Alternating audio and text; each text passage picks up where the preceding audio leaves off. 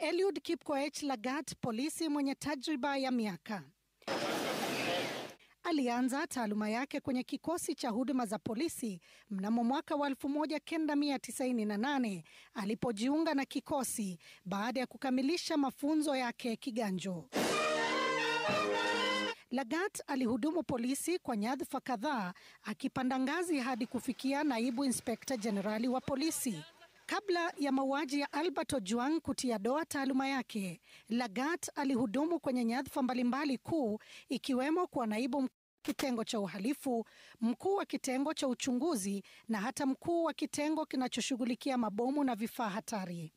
Miaka miwili baada ya kujiunga na kikosi, aliteuliwa kuwa inspekta wa polisi kwenye kitengo cha kuharibu mabomu katika makao makuu ya CID ambayo sasa ndio DCI. Kati ya mwaka wa 2001 na 2005,